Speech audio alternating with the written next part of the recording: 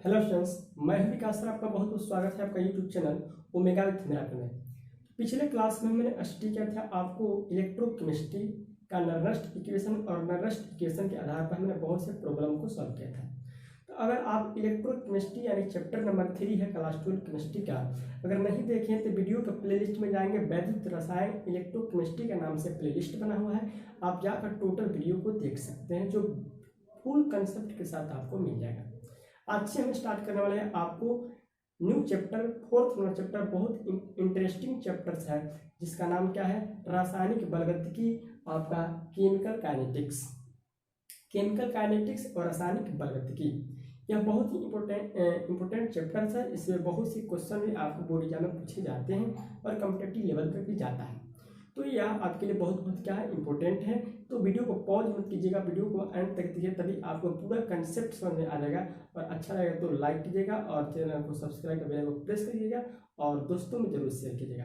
तो आज का हमारा टॉपिक क्या है, रासायनिक बलगतिकी, केमिकल काइनेटिक्स। केमिकल काइनेटिक्स, तो केमिकल काइनेटिक्स में हम आज देखेंगे क्या क्या बात करेंगे। सबसे पहला टॉपिक बात करेंगे केमिकल काइनेटिक्स, रासायनिक बलगतिकी क्या है। सबसे पहला टॉपिक है रासायनिक बलगतिकी, केमिकल काइनेटिक्स क्या है, इसके बारे में बात करेंगे। उसके बाद अभिक्रियाओं के प्रकार, टाइप्स ऑफ रिएक्शंस, यानी कि अब केमिकल काइनेटिक्स में किस प्रकार के रिएक्शंस होते हैं, वो कितने, उसको भागों में क्या क्या डिवाइड किया गया है, इसके बारे में स्टडी करेंगे। ठीक है, तो इसके बाद हम बात करेंगे रासायनिक अभिक्रिया की दर या वेग, रेट ऑफ केमिकल रिएक्शंस, रासायनिक अभिक्रिया के दर या वेग। और उसके बाद हम स्टडी करने वाला है रेट ऑफ केमिकल रिएक्शन। ठीक है, उसके बाद आप बात करेंगे अभिक्रिया की औसत दर यानी average rate of reactions. Average rate of reactions क्या है, उसके फॉर्मूले क्या है, कैसे राइट करेंगे, ये टोटल इस वीडियो में हम बात करने वाले हैं। उसके बाद हमारा है अभिक्रिया की तात्कालिक दर, instantaneous rate of reaction, instantaneous rate of reaction. तो इतना टॉपिक को हम बात करने वाला है इस वीडियो को। तो चलिए वीडियो को स्टार्ट करते हैं। सबसे पहला टॉपिक है, सबसे पहला टॉपिक क्या है, रासायनिक बलगतिकी। रासायनिक बलगतिकी क्या है,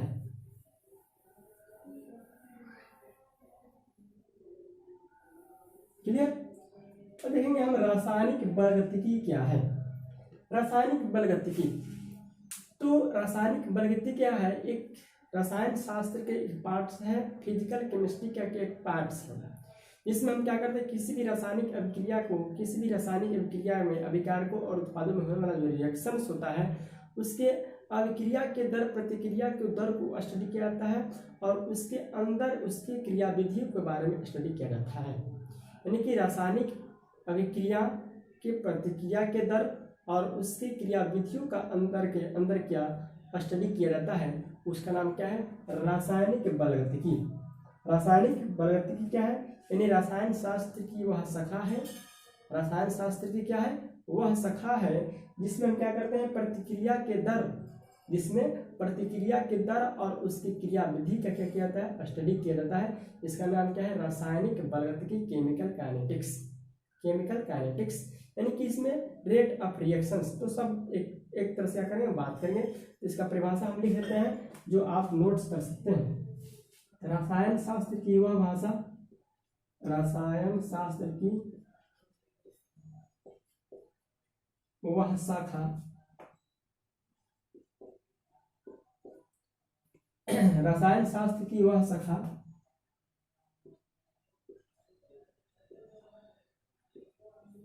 जिसके अंतर्गत प्रतिक्रिया की दर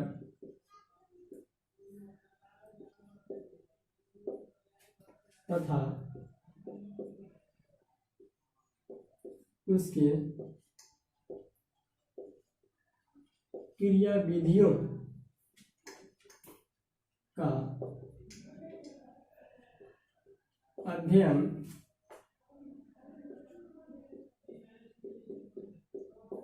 किया जाता है, रासायनिक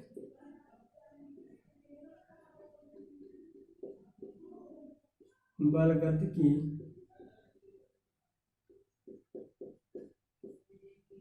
कहलाती है। क्लियर। यानी कि रसायन शास्त्र की वह क्या है, एक ब्रांच है जिसके अंतर्गत आपको अभिक्रिया किस रेट से हो रहा है इसके बारे में, और उसके अंतर्गत की mechanism, rate of reactions, mechanism, reaction के बीच की अब क्या क्रिया विधि क्या है उसके बारे में क्या करते हैं, स्टडी करते हैं। इसलिए इसका नाम क्या है, रासायनिक बल गतिकी। रासायनिक बल गतिकी। चूंकि आपको काइनेटिक्स जो है, ये काइनेटिक्स जो है आपको काइनेटिक शब्द की उत्पत्ति, काइनेटिक शब्द की उत्पत्ति जो है, काइनेटिक शब्द की उत्पत्ति काइनेसिस से हुई है, काइनेसिस से हुई है।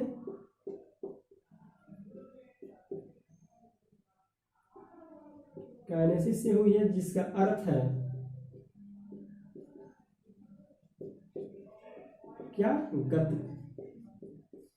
यानी जो काइनेटिक्स वर्ड्स है, इस काइनेटिक्स वर्ड का जो अब क्या है व्युत्पत्ति जो हुई है वह किस चीज से हुई है, काइनेटिक शब्द की जो व्युत्पत्ति हुई है वह किस चीज से हुई है, आपको काइनेसिस से हुई है, जिसका अर्थ क्या है, गति। जिसका अर्थ क्या होता है, गति होता है। यानी कि काइनेसिक शब्द की व्युत्पत्ति जो है किसी से हुई है, काइनेसिस से हुई है, जिसका अर्थ क्या होता है, गति। तो यानी हम केमिकल काइनेटिक्स जो रासायनिक बल गतिकी है उसके अंदर हम किस चीज के बारे में बात करते हैं, उसके अंतर्गत हम स्टडी करते हैं किसके बारे में, अभिक्रिया की गति, अभिक्रिया का रेट या गति के बारे में क्या करते हैं, स्टडी करते हैं। यानी कि रसायन शास्त्र की एक शाखा है जिसके अंतर्गत हम क्या करते हैं, आपको रासायनिक प्रतिक्रिया के दर और उसके मैकेनिज्म को जो स्टडी किया जाता है उसका नाम क्या है, केमिकल काइनेटिक्स। Chemical kinetics. किसी भी केमिकल काइनेटिक्स के अंदर कितने तरह का अध्ययन किया जाता है, हम चले देखते हैं। रासायनिक बल गतिकी के अंदर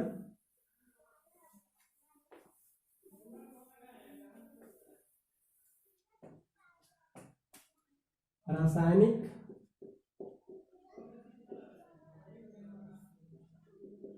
बल गतिकी के अंतर्गत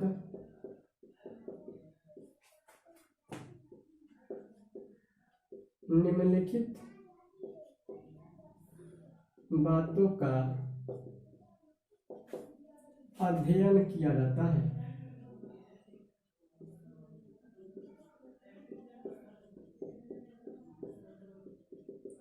क्लियर।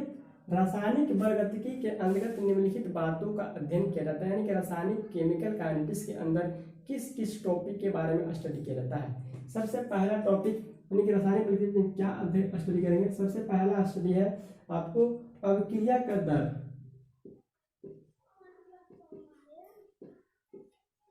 अभिक्रिया का दर एवं दर का नियम। ठीक है। दूसरा है अभिक्रिया की दर पर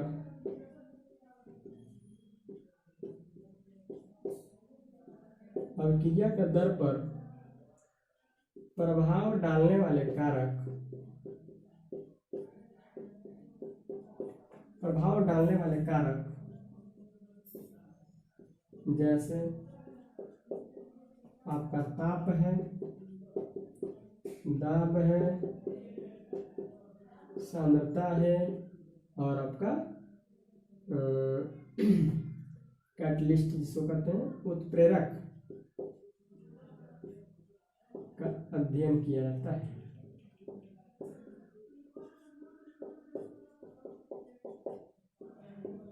क्लियर। तीसरा है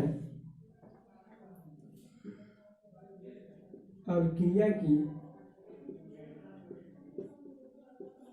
क्रिया विधि,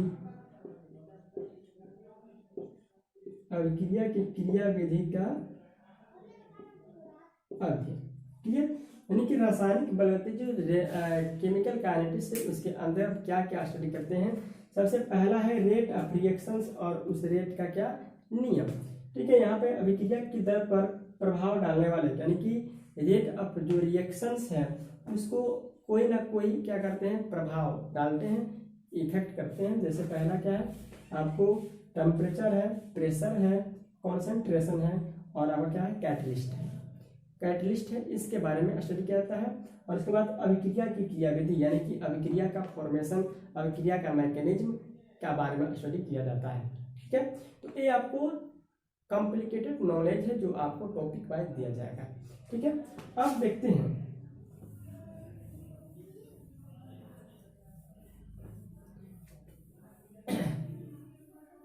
ठीक है, अब हम देखेंगे कि कितने प्रकार की अभिक्रियाएं होती हैं। अभिक्रिया की दर के आधार पर अभिक्रिया की दर के आधार पर अभिक्रियाओं को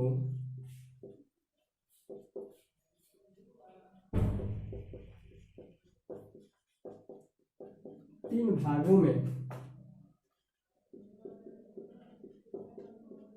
बांटा गया है।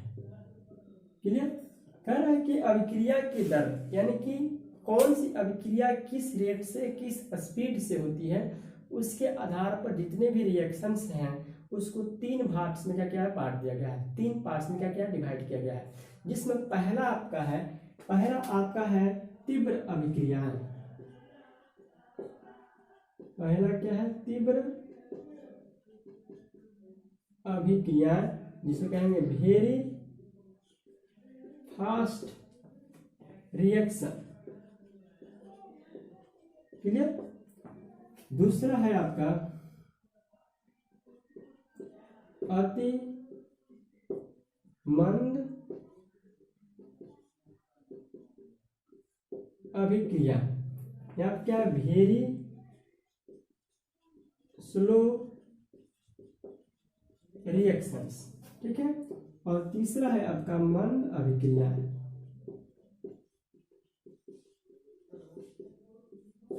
मंद अभिक्रिया का मतलब क्या होता है? Moderately MODE moderately reactions.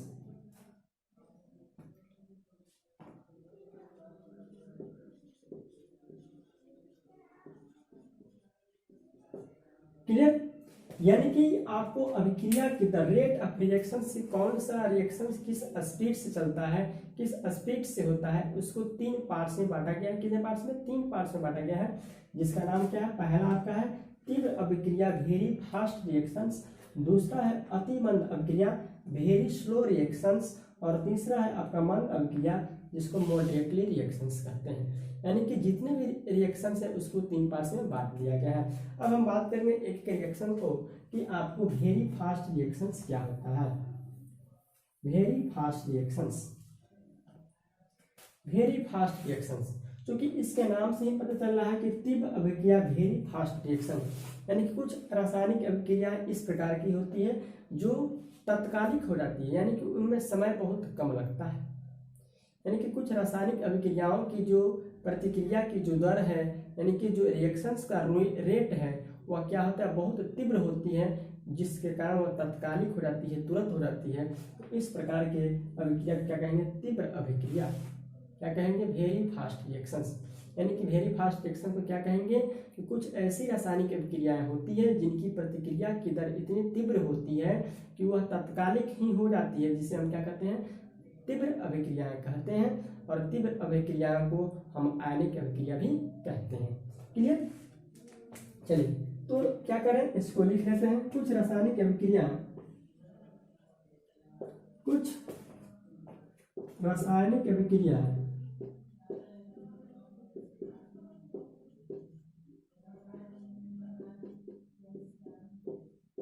इतनी तीव्र होती हैं। क्लियर? कुछ रासायनिक अभिक्रियाएं इतनी तीव्र होती हैं कि वे क्या होती है? तत्कालिक हो जाती है, तत्कालिक हो जाती है।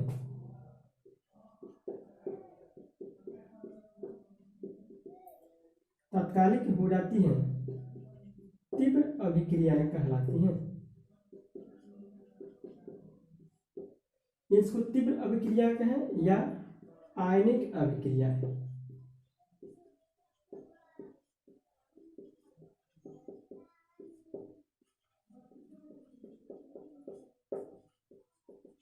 कहलाती है। यानी कि तीव्र अभिक्रिया कुछ रासायनिक अभिक्रिया इस प्रकार की होती है कि उनकी जो गति है, प्रतिक्रिया को जो रेट है वो क्या होता है, बहुत फास्ट होता है और वो बहुत जल्दी ही रिएक्शंस हो जाता है, तत्काल में हो जाता है, तुरंत हो जाता है। तो इसलिए उसको हम क्या कहते हैं, वेरी फास्ट रिएक्शंस यानी तीव्र अभिक्रिया। ठीक है, जैसे एग्जाम्पल में हम लिखते हैं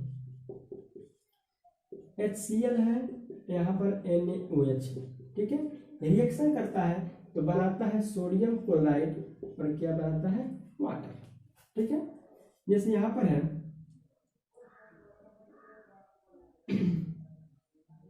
आपका दूसरा रिएक्शंस NaCl है और AgNO3 है। ये रिएक्शन करता है तो क्या बनाता है आपका NaNO3 प्लस AgCl। ठीक है, यानी ये अभिक्रियाएं जो है, जब हाइड्रोजन क्लोराइड जो है सोडियम हाइड्रोक्साइड से रिएक्शन करता है तो सोडियम क्लोराइड और वाटर बना लेता है। ठीक, उसी प्रकार सोडियम क्लोराइड जो सिल्वर नाइट्रेट से रिएक्शन करता है तो सोडियम नाइट्रेट और सिल्वर क्लोराइड बन जाता है। यानी कि इन अभिक्रियाओं को होने में थोड़ा सा भी समय नहीं लगता, बहुत कम ही समय में अभिक्रियाएं हो जाती है। इसलिए क्योंकि इसमें क्या है, आयन भाग ले रहे हैं रिएक्शंस में, इसलिए इसको आयनिक रिएक्शंस भी कहते हैं और वेरी फास्ट रिएक्शंस भी कहते हैं। इन रासायनिक अभिक्रियाओं का क्या संक्रियण ऊर्जा, क्या कहते हैं, संक्रियण ऊर्जा। इस रासायनिक अभिक्रियाओं का संक्रियण ऊर्जा जो है, संक्रियण ऊर्जा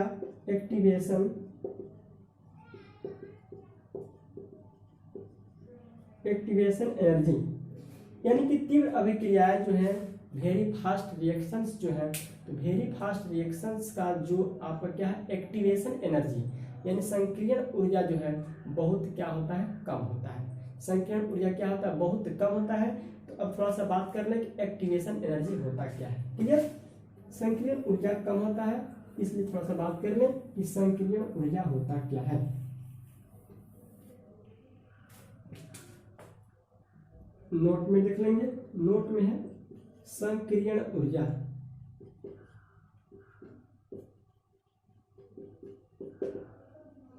संक्रियण ऊर्जा, इसका नाम क्या है, एक्टिवेशन एनर्जी। यानी कि किसी रासायनिक अभिक्रिया में, कोई भी रासायनिक अभिक्रिया हो, किसी रासायनिक अभिक्रिया में अभिकारक को प्रतिफल में, रिएक्टेंट को प्रोडक्ट में, अभिकारक को प्रतिफल में यानी रिएक्टेंट को प्रोडक्ट में चेंज करने के लिए जो मिनिमम जो एनर्जी की आवश्यकता होती है, नीड्स होती है, उसको हम क्या कहते हैं, संक्रियण एनर्जी, संक्रियण ऊर्जा कहते हैं। यानी कि यह संक्रियण एनर्जी क्या है, वह न्यूनतम ऊर्जा है जो अभिकारक को प्रतिफल में परिवर्तन करता है।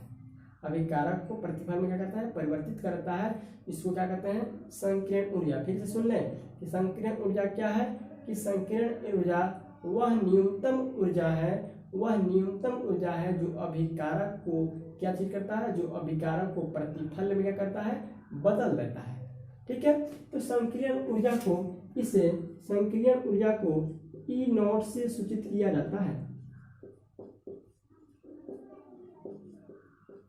ई नॉट से सूचित किया जाता है और इसका यूनिट जो है, इसका मात्रक जो है किलो जूल प्रति मोल होता है।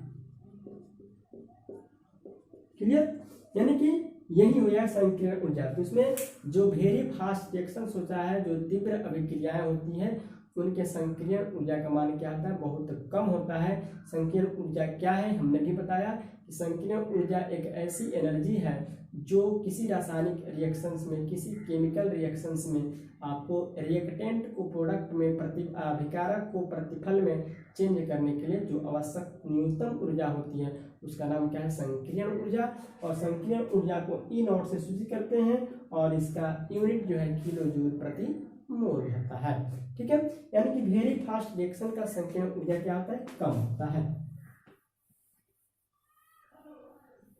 ठीक है, अब हम देखेंगे हमारा दूसरा रिएक्शंस है जिसका नाम क्या है, अति मंद अभिक्रिया।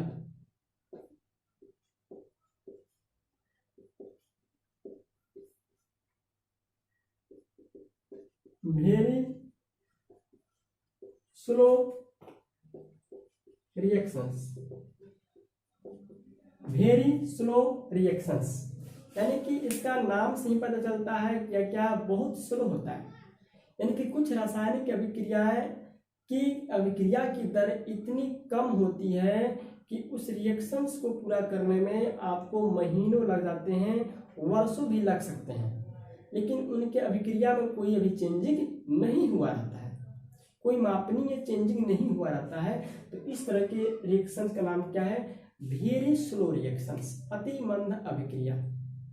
यानी वेरी स्लो रिएक्शन, अति मंद अभिक्रिया क्या है कि कुछ रासायनिक अभिक्रिया ऐसे होती है कि उनकी प्रतिक्रिया की दर इतनी कम होती है, उनके रिएक्शंस का रेट इतना कम होता है कि वे उनको पूरा करने में, पूरा तो होता ही नहीं है, वह अभिक्रिया जो है आपको कई वर्षों कई महीने तक चलते रहते हैं। उस यानी कि उनमें कोई मापनीय चेंज नहीं हो सकता है कि हम उसको माप नहीं सकते हैं कि यह अभिक्रिया पूरी हुई है या नहीं हुई है। तो उस तरह का रिएक्शन का नाम क्या है? अति मंद अभिक्रिया, वेरी स्लो रिएक्शंस। तो क्या इसको भी हम लिख लेते हैं। कुछ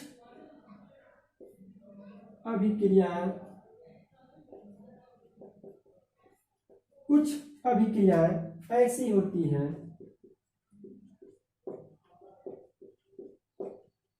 कुछ अभिक्रियाएं ऐसी होती है जिनके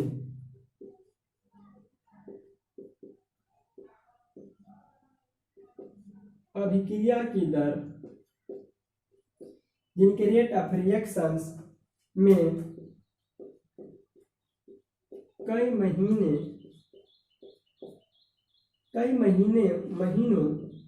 या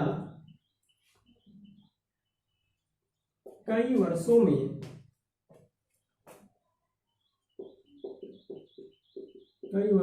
भी कोई मापनीय परिवर्तन नहीं होता है।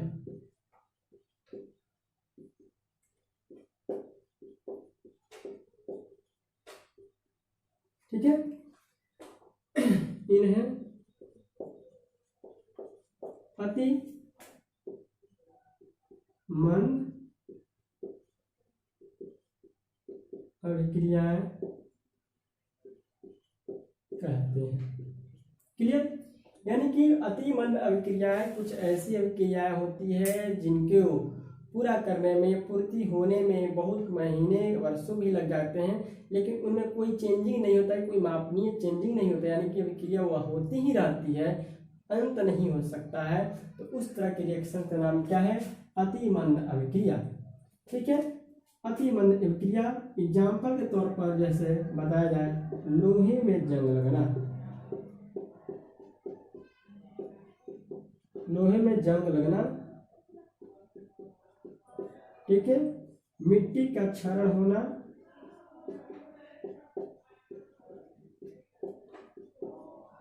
ठीक है। इस तरह का अभिक्रियाएं जो है आप देखते हैं डेली लाइफ में कि मिट्टी का क्षरण होना बहुत वर्षों तक होता है, वह होते रहता है। ठीक उसी प्रकार लोहे में जंग लगना, लोहे में जब जंग होता है, रस्टिंग अब जब आयरन होता है तो वह उसका कोई मापनीय नहीं होता है कि वह कब तक उसका क्या होगा, क्षरण होता रहेगा, कब तक वह जंग लगते रहेगा। तो इसलिए उसमें कोई मापनीय चेंजिंग नहीं होता है, जिसको हम लगभग माप भी नहीं सकते। तो उस तरह का रिएक्शन का नाम क्या है? अति मंद अभिक्रिया। और अति मंद अभिक्रियाओं की संक्रियण ऊर्जा,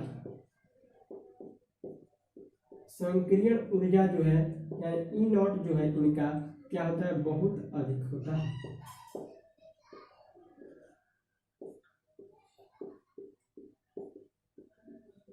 ठीक है, संक्रियण ऊर्जा यानी कि ई नॉट एनर्जी, यानी कि अति मंद अभिक्रिया, वेरी स्लो रिएक्शंस का जो आपको क्या होता है? एक्टिवेशन एनर्जी होता है, वह क्या होता है? बहुत अधिक होता है। तो इस तरह हो गया अति मंद अभिक्रिया। और बहुत सी एग्जाम्पल आ जाएंगे जिसमें आप देख सकते हैं कि उनका रिएक्शंस जो है बहुत क्या होता है, उनका रिएक्शंस जो उनका चेंजिंग जो है बहुत धीरे धीरे होता है। चलिए आगे बात करते हैं तीसरा नंबर रिएक्शंस का।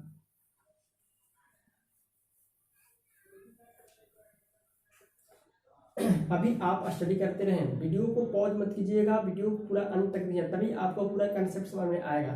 नहीं तो वीडियो को छोड़कर लेफ्ट हो जाएंगे, वीडियो को छोड़कर भाग जाएंगे और बाद में कहेंगे कि सर हमने क्या पढ़ाया कुछ समझ। यह आपका बेसिक कंसेप्ट है। केमिकल काइनेटिक्स जो रासायनिक बलगतिकी है, यह सब क्या आपका बेसिक कंसेप्ट चलता है। अगर इस सब के बारे में अगर आपको पता है तो आप पूरा कंसेप्ट क्लियर कर पाएंगे, ठीक है। इसलिए पूरा देखें। थर्ड नंबर है आपका, थर्ड नंबर है मंद अभिक्रिया।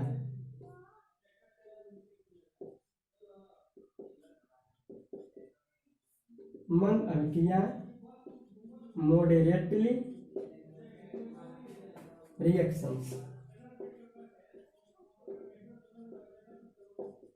मॉडरेटली रिएक्शंस, अति मंद मंद अभिक्रियाएं क्या है, यानी कि यह क्या है, रिएक्शंस है। मंद अभिक्रिया यह इस प्रकार का रिएक्शंस है जिसमें क्या पता चलता है कि इनका जो प्रतिक्रिया का दर है, जो रेट ऑफ रिएक्शंस है, वह वेरी फास्ट रिएक्शंस और वेरी स्लो रिएक्शन के मीडियम में है, यानी कि बीच में। इनका रेट ऑफ रिएक्शंस जो है वेरी फास्ट रिएक्शंस और वेरी स्लो रिएक्शंस के क्या बीच में होता है इनका अभिक्रिया का दर। तो इसको क्या कहते हैं आपको, मंद अभिक्रिया। तो चूंकि इसका नाम है मंद अभिक्रिया, लेकिन अभिक्रियाएं मंद तो होती हैं, लेकिन एक निश्चित समय में यह क्या रहता है, इन अभिक्रिया पूर्ति भी होती है, अभिक्रिया पूर्ण भी हो जाती है, इसलिए इसका नाम क्या है, मंद अभिक्रिया। यानी कि मंद अभिक्रिया का जो रेट ऑफ रिएक्शंस है, जो अभिक्रिया की जो दर है, वह वेरी फास्ट रिएक्शंस और वेरी स्लो रिएक्शंस के मीडियम में होता है, इसलिए इसका नाम क्या है, मॉडरेटली रिएक्शंस। तो ठीक है, तो चलिए हम लिखा हुआ देख लेते हैं कि तीव्र एवं अति तीव्र, तीव्र एवं अति मंद, तीव्र एवं अति मंद अभिक्रिया, तीव्र एवं अति मंद अभिक्रियाओं के मध्य कुछ ऐसी रासायनिक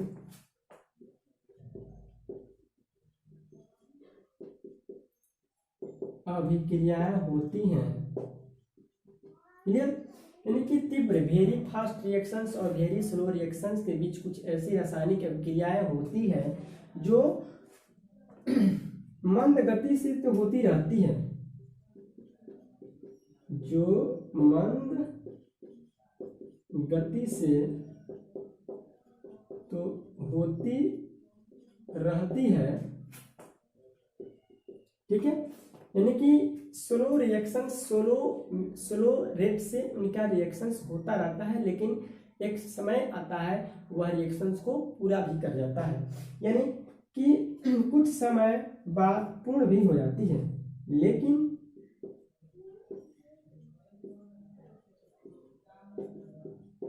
कुछ समय बाद पूर्ण भी हो जाती है। क्या कहलाती है, मंद अभिक्रियाएं कहलाती है।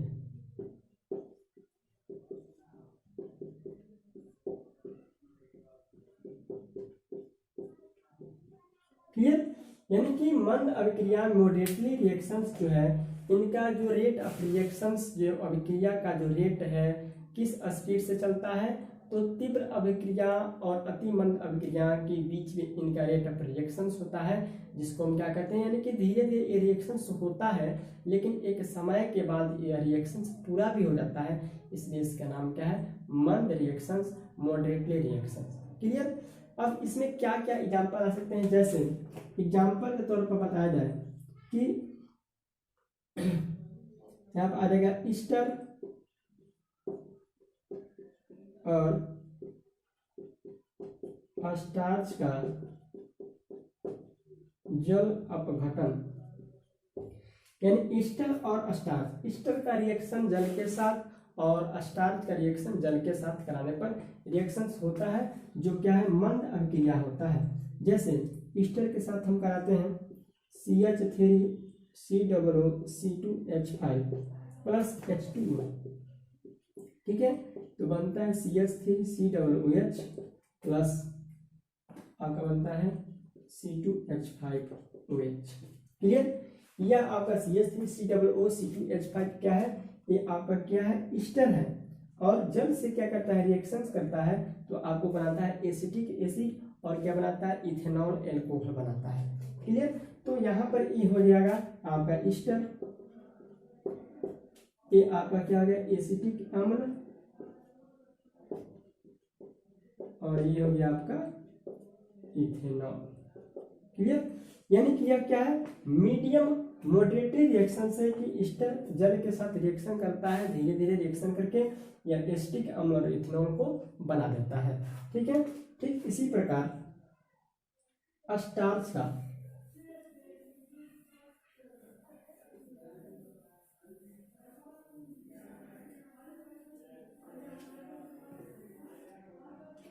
ठीक इसी प्रकार जो है आपको स्टार्च का जल अपघटन C6H10O5N प्लस NH2O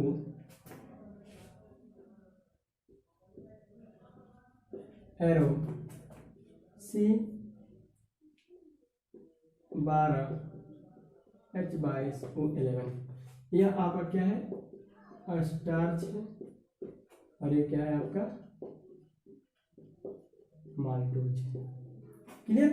यानी कि स्टार्च जो है यहाँ पर N है, यहाँ पर जो भी N आ जाए वह N सब जगह लग जाएगा। क्लियर। यानी कि नंबर ऑफ N C6H10O5 जितना भी नंबर में यहाँ पर आ जाए वो मोलिक्यूल से, यहाँ पर भी क्या है मोलिक्यूल से, क्या है मोलिक्यूल से। क्लियर। तो स्टार्च का क्या होता है, जब रिएक्शंस होता है, क्या होता है स्टार्च का जब क्या होता है रिएक्शंस होता है वाटर के साथ, तो वह क्या बनाता है आपको C12H22O11 यानी कि चीनी में कन्वर्ट होता है, जिसका नाम क्या है, माल्टोज। क्लियर। ठीक इसी प्रकार आपको दूसरा एग्जांपल स्टार्च में आ जाएगा, इक्षु का जल अपघटन। इक्षु मतलब क्या होता है, ईंख, जैसे C12H22O11 और H2O के साथ रिएक्शन करता है। ठीक है। तो बनाता है आपको C6H12O6 C6H12O6, या आपका हो जाता है ग्लूकोज। क्लियर। यानी कि इक्षु जो है, जो ईंख जो है आपको क्या करता है, रिएक्शंस करता है किसके साथ, सुक्रोज या इक्षु जो है जल के साथ क्या करता है, रिएक्शन करता है, तो बनाता है ग्लूकोज, और क्या बनाता है, फ्रुक्टोज। क्योंकि यह एक प्रकार का क्या है, यह भी एक प्रकार का क्या है, ग्लूकोज ही है, एक प्रकार का क्या है, ग्लूकोज है। ठीक है। तो इसको रिएक्शन जो है चीनी वाटर से रिएक्शन करता है, आपको ग्लूकोज और फ्रुक्टोज बनाता है। यानी कि चूंकि इनका रिएक्शन जो है मीडियम है, धीरे धीरे होता है, लेकिन अंत में क्या होता है, कंप्लीट होता है। तो ये हमारा रहा मॉडरेटरी रिएक्शन, और इन रिएक्शंस का जो आपका क्या है रेट है, वह क्या होता है, तीव्र अभिक्रिया और अति मंद अभिक्रियाओं के क्या होता है, बीच होता है। इन अभिक्रियाओं का जो रेट ऑफ रिएक्शंस है वो अति तीव्र अभिक्रिया और अति मंद अभिक्रिया का क्या होता है, बीच होता है। ये हो गया टॉपिक। अब देखेंगे हमारा नेक्स्ट टॉपिक है रासायनिक अभिक्रिया की दर। नेक्स्ट टॉपिक स्टार्ट, रासायनिक अभिक्रिया की दर या वेग। ये हो गया आपका रेट ऑफ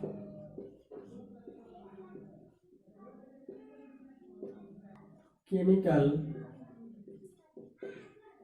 रिएक्शंस। ठीक है।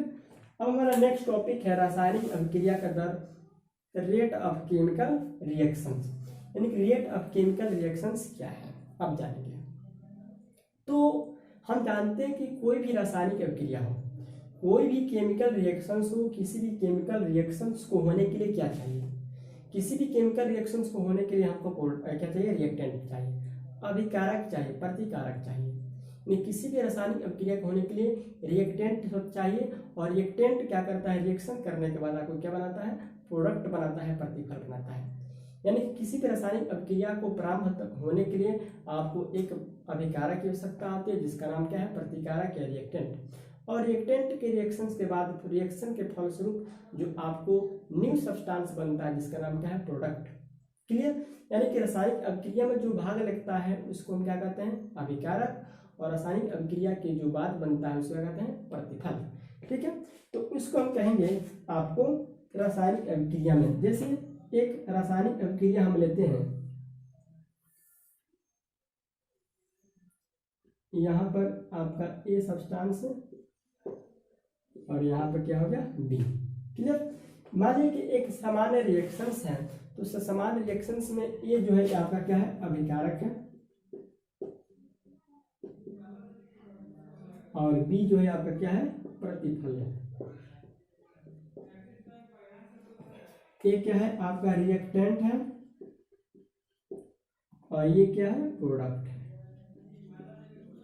क्लियर। तो ये कहता है कि अगर रासायनिक अभिक्रिया होती है, रासायनिक अभिक्रिया होती है तो आपको एक क्या चाहिए, अभिकारक चाहिए, अभिकारक के बाद क्या बनता है, प्रतिफल बनता है, प्रोडक्ट बनता है। अब मेन टॉपिक आया है। क्लियर। तो अभिक्रिया होता है, अभिकारक के साथ बनता है आपका क्या, प्रतिफल। तो हमें जान गया कि रासायनिक अभिक्रिया में जो भाग लेता है, यानी ए भाग ले रहा है, तो ए आपका क्या है, अभिकारक है, और बी बन रहा है, इसलिए बी को क्या कहेंगे, प्रोडक्ट कहेंगे, प्रतिफल कहेंगे। क्लियर। अब हम देखेंगे, एक चीज याद करेंगे कि जब रासायनिक अभिक्रिया प्रारंभ होती है, मतलब जब रासायनिक अभिक्रिया शुरू होती है, तो आपको अभिकारक की जो सांद्रता होती है वो क्या होती है, घट जाती है। क्या होती है, अभिकारक की सांद्रता, अभिकारक की सांद्रता जो है क्या होती है, घटती है। ठीक है। और प्रतिफल की सांद्रता जो है क्या करती है, बढ़ती है। क्लियर। यानी कि जब रासायनिक अभिक्रिया क्या होती है, शुरू होती है, रासायनिक अभिक्रिया क्या होती है, शुरू होती है, तो अभिकारक की सांद्रता क्या होती है, अभिकारक की सांद्रता क्या होती है, घटती है, और प्रतिफल की सांद्रता क्या होती है, बढ़ती है।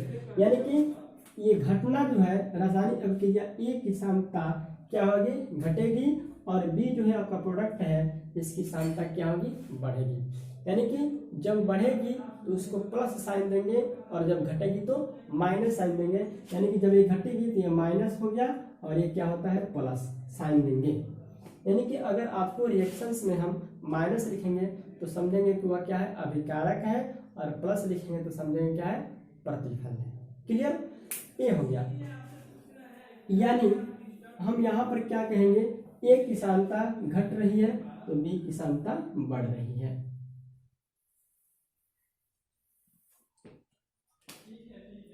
यानी ये आपका क्या है, ए बी हो गया। ठीक है। तो ए की सांद्रता यहाँ पर क्या करेगी, घटेगी, ए की सांद्रता घटेगी, और यहाँ पर क्या हो जाएगा, बी की सांद्रता बढ़ेगी।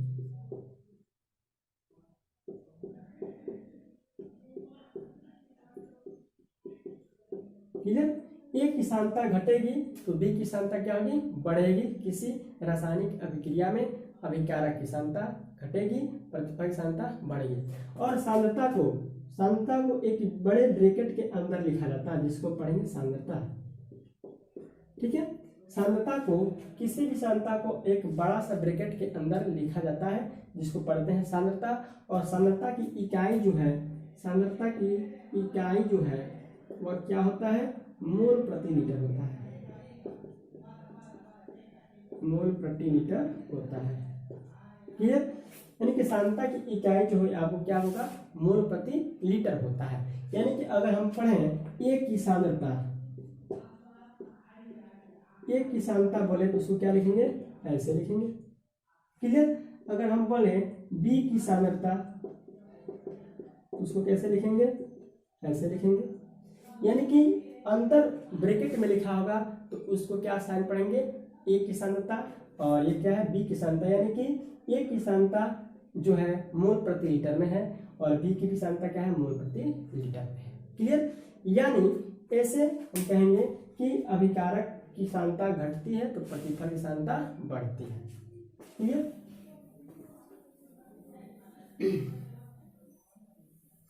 अब देखेंगे फाइनल बात ये लगता है कि अतः किसी भी अभिक्रिया की दर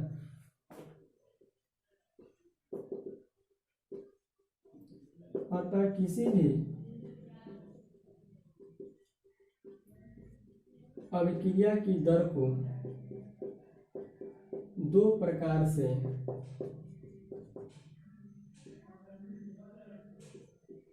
व्यक्त कर सकते हैं। ठीक है, यानी कि किसी भी रासायनिक अभिक्रिया हो, किसी भी रासायनिक रिएक्शन हो, उसको रेट ऑफ रिएक्शन को दो तरह से हम क्या कर सकते हैं, दो तरह से क्या कर सकते हैं, दिखा सकते हैं। सबसे पहला था अभिकारक की सांद्रता में कमी के दर और प्रतिफल की सांद्रता में वृद्धि की दर। ठीक है, तो पहला आपका हो जाएगा किसी एक अभिकारक की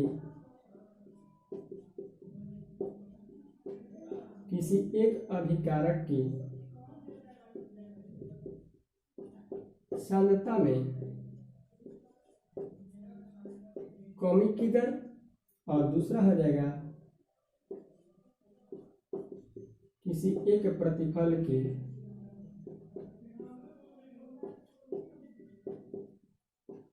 सांद्रता में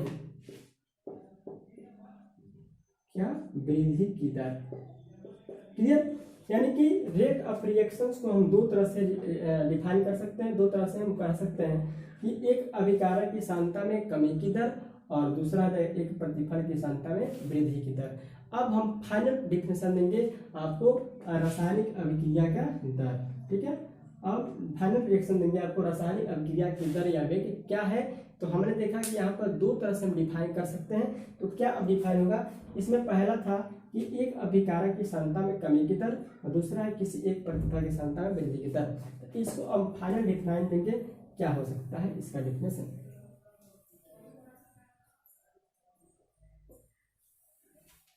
तो हम लिखेंगे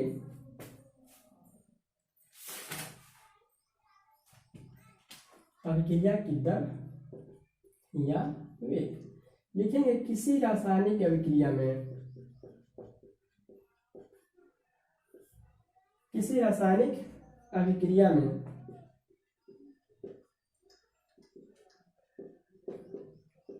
ठीक है, किसी रासायनिक अभिक्रिया में किसी खास समय में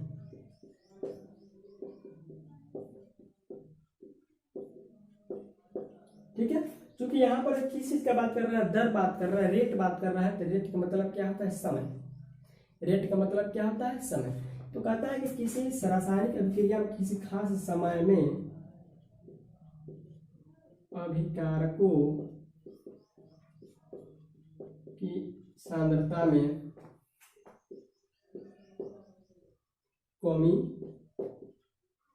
कमी या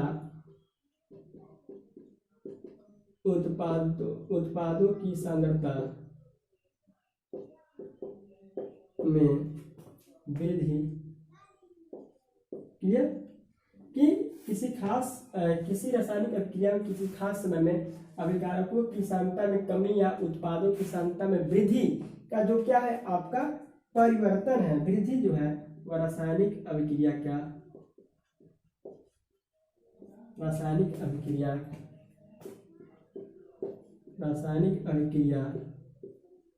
की दर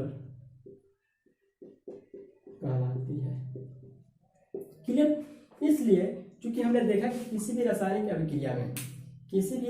अभिक्रिया में आपको अभिकारक की सांद्रता में क्या होती है, कमी होती है, प्रतिफल की सांद्रता में क्या होती है, वृद्धि होती है। तो उसके रेस्पेक्ट में हमने इसको डिफाइन किया है, किसी खास समय अंतराल में अभिकारकों की सांद्रता में क्या कमी या उत्पादों की सांद्रता में वृद्धि आपका रासायनिक अभिक्रिया की दर कहलाता है।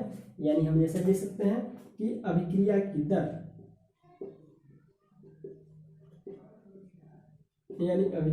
दर बराबर अभिकारकों या प्रतिफलों की सांद्रता में क्या परिवर्तन बट्टा समय अंतराल। क्लियर। अभिक्रिया की दर बराबर अभिकारकों या प्रतिफलों की सांद्रता में परिवर्तन बटा क्या समय अंतराल, यानी कि इसको हम ऐसे लिख सकते हैं अभिकारकों की सांद्रता में परिवर्तन या समय अंतराल, यानी कि अभिक्रिया की दर बराबर अभिकारकों की या प्रतिफलों की सांद्रता में परिवर्तन या क्या हुआ समय अंतराल। तो इसको हम क्या कर सकते हैं कि चूंकि हमने देखा कि अभिकारक की सांद्रता क्या होती है, कमी होती है, और प्रतिफल की सांद्रता में क्या होती है, वृद्धि होती है। तो इन दोनों को मिक्सिंग करके हम ऐसे लिखेंगे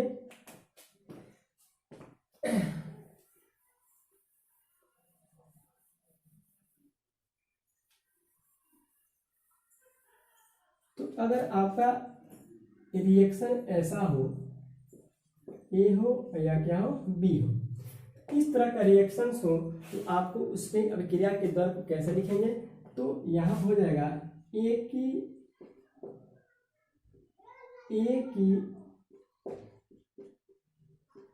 सांद्रता में कमी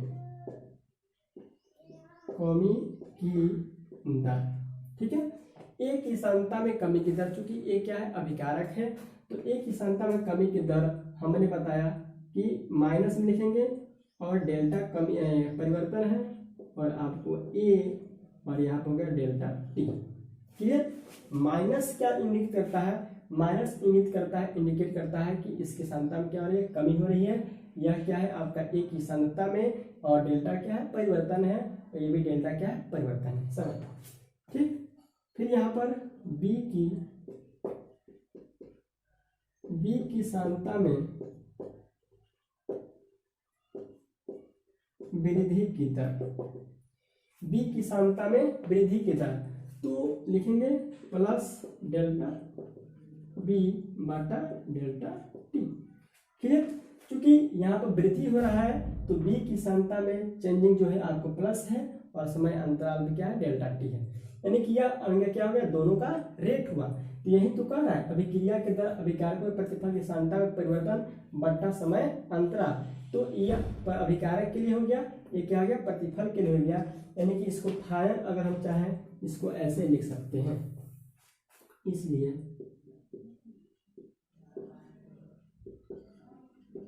इसलिए अभिक्रिया की दर बराबर क्या हो गया, माइनस डेल्टा ए बटा delta T plus delta B बटा डेल्टा टी। क्लियर। यानी कि अभिक्रिया का दर का फॉर्मूला ऐसे हो जाएगा। अभिक्रिया का दर रेट ऑफ रिएक्शंस, जो आपका अभिकारक का क्या हो गया, अभिकारक के सांद्रता में कमी की दर और प्रतिफल की सांद्रता में वृद्धि की दर। क्लियर। तो इस तरह आप रेट ऑफ रिएक्शंस को क्या कर सकते हैं, डिफाइन कर सकते हैं और लिख सकते हैं। ठीक है। अब देखते हैं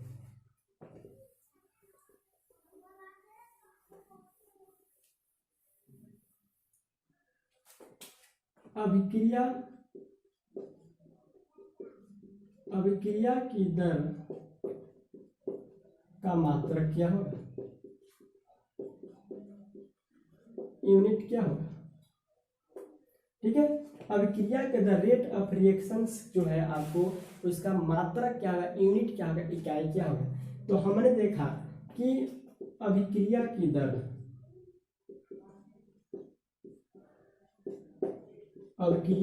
क्या हो गया, सांद्रता में परिवर्तन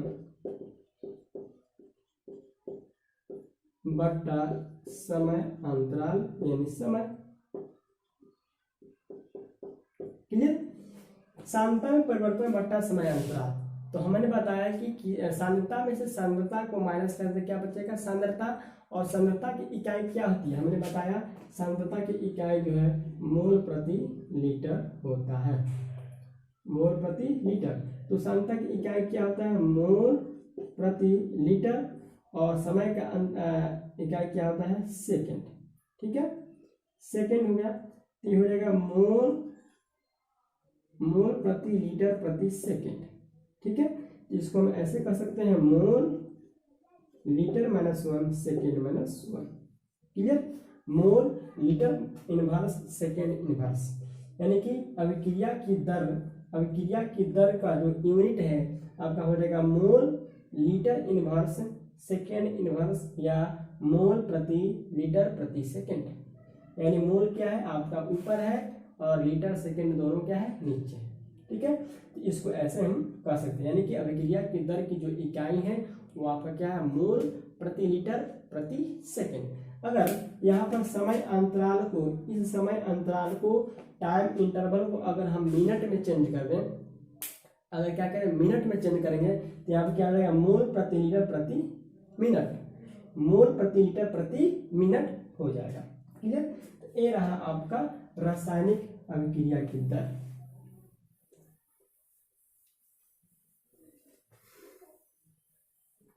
अब हम बात करेंगे अभिक्रिया की औसत दर। नेक्स्ट टॉपिक है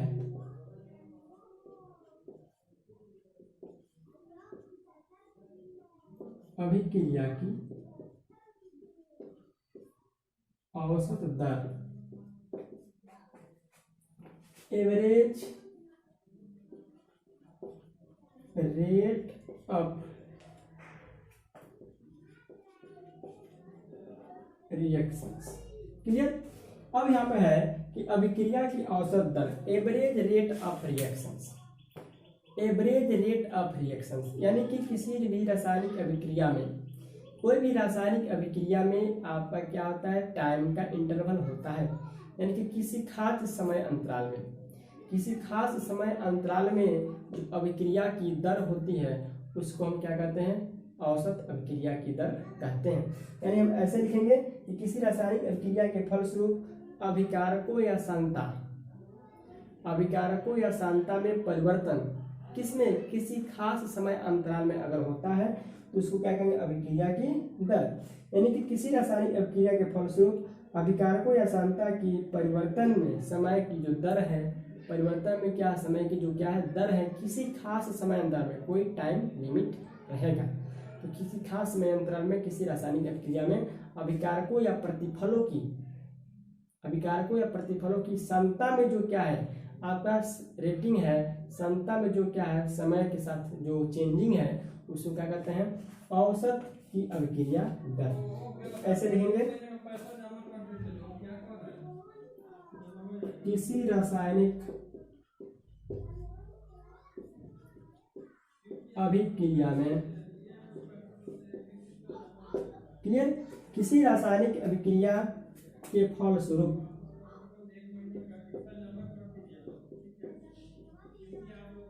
किसी रासायनिक अभिक्रिया के फलस्वरूप अभिकारकों या सांद्रता में, अभिकारकों या प्रतिफलों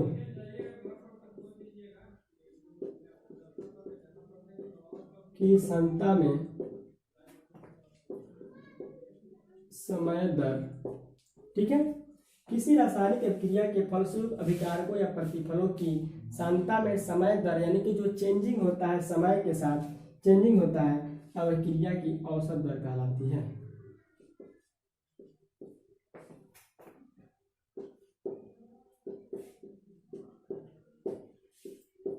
दर कहलाती है, यानी इसको क्या कर सकते हैं, अभिक्रिया की औसत दर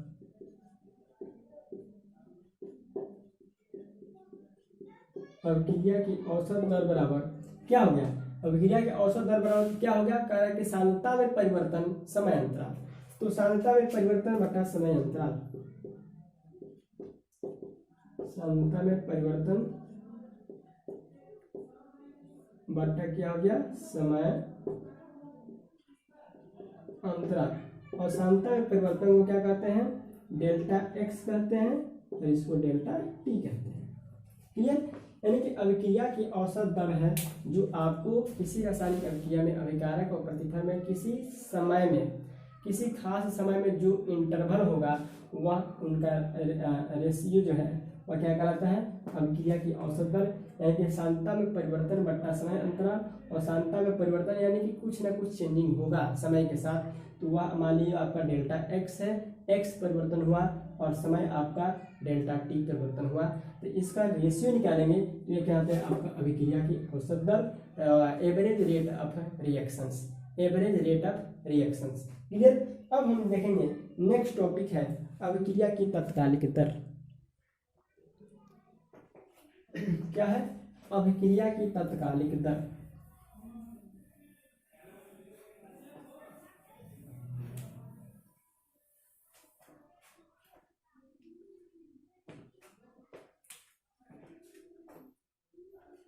नेक्स्ट टॉपिक है अभिक्रिया की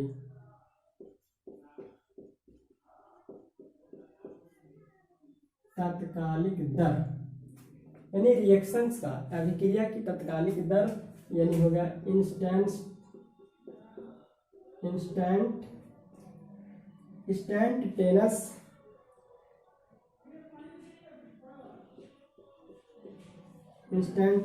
रेट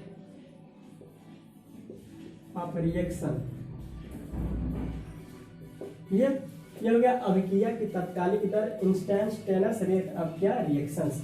तो ये भी क्या है, अभिक्रिया की क्या तात्कालिक दर है, इंस्टेंटेनियस रेट ऑफ रिएक्शंस।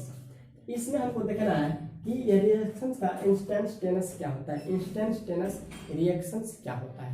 तो ये भी क्या कहता है कि आपको जो एवरेज स्पीड था, जो एवरेज रेट ऑफ रिएक्शंस था, अगर किसी खास समय अंतराल में बात किया जाए, यानी किसी समय अंतराल को लिमिट में रखा जाए, लिमिट पर बात किया जाए, तो उस समय जो अभिक्रिया की जो रेट होगी उसका नाम क्या होगा, रिएक्शंस का तात्कालिक दर।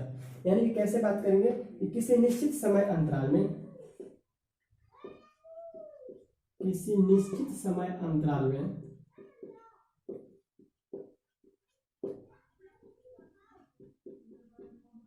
किसी निश्चित समय अंतराल में अभिकारक या प्रतिफल की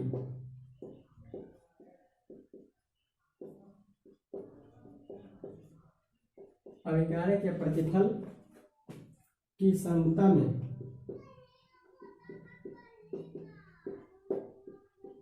होने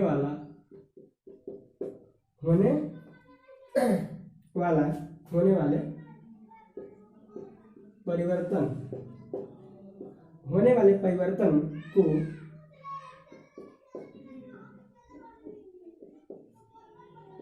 तात्कालिक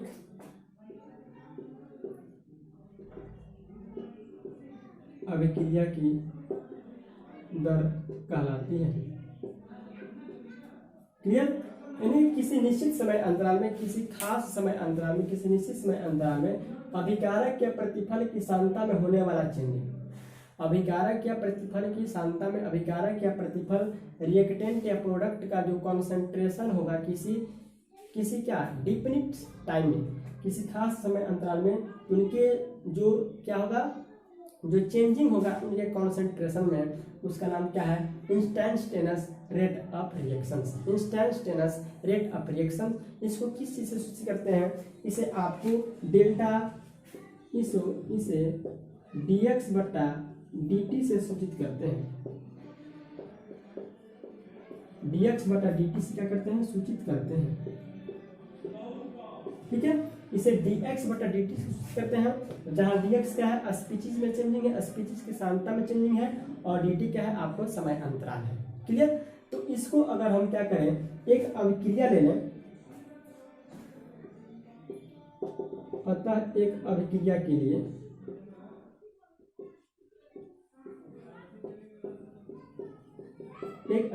लिए आपके तात्कालिक जो दर है, तात्कालिक अगर हम क्या करते हैं, दर निकालना चाहते हैं, तो हो जाएगा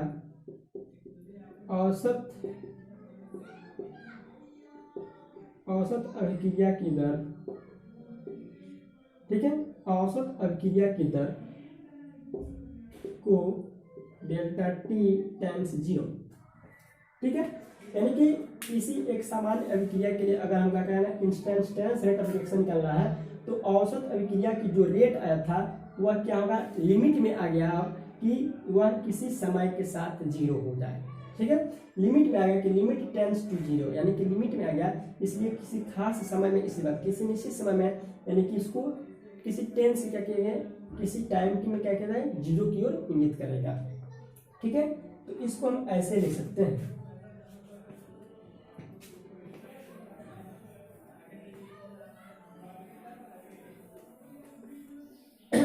यानी हो जाएगा माइनस ए का कॉन्सेंट्रेशन बटा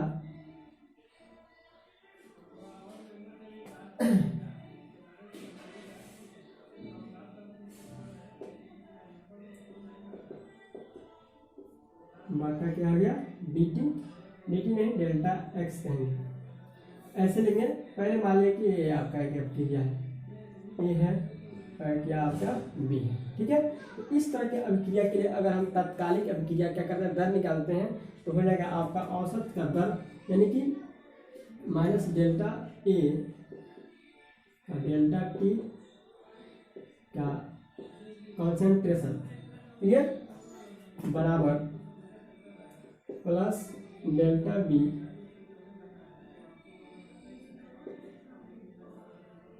डेल्टा टी, इसका क्या हो गया कॉन्सेंट्रेशन, ठीक है, इसका कॉन्सेंट्रेशन। तो जब इसका कॉन्सेंट्रेशन करेंगे तो आपको आ जाएगा, क्या आएगा डी,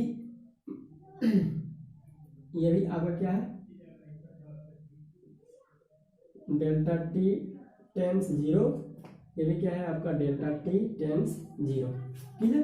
ये हो गया आपका माइनस डी ए बटा डी टी, और ये हो गया डी वी बटा डी टी, क्लियर। यानी कि माइनस डी ए बटा डी टी, और क्या हो गया डी वी बटा डी टी, और यहाँ पर हो गया कॉन्सेंट्रेशन, क्या हो गया कॉन्सेंट्रेशन, ठीक है। यानी जहाँ डी ए और डी बी, आपको ए और बी के सांद्रता में क्या है परिवर्तन है, डी ए और डी डी, जहाँ डी ए और डी बी क्या है, ये डी ए और डी बी जो है, डी ए और डी बी जो है, ए तथा बी की सांद्रता में क्या है सूक्ष्म परिवर्तन है, क्लियर।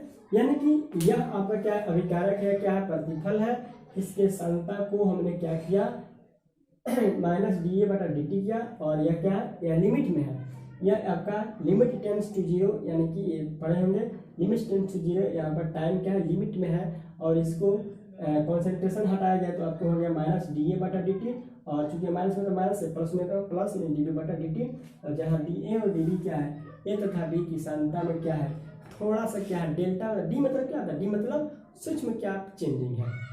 तो ये हो गया आपका तात्कालिक अभिक्रिया की दर, ठीक है।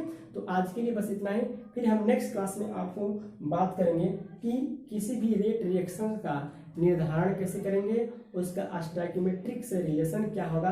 अब बहुत सा इंपोर्टेंट मोस्ट इंपोर्टेंट टॉपिक आएगा जो आपको एग्जाम में न्यूमेरिकल टाइप में पूछ सकता है। तो वीडियो अच्छा लगा तो लाइक करेंगे और दोस्तों में शेयर जरूर करें, और अभी तक चैनल पर नए हैं, चैनल को सब्सक्राइब नहीं किए हैं, तो हमको आशा है कि आपको वीडियो अच्छा लगा होगा। सिर्फ चैनल को सब्सक्राइब कर बेल आइकन को प्रेस करें।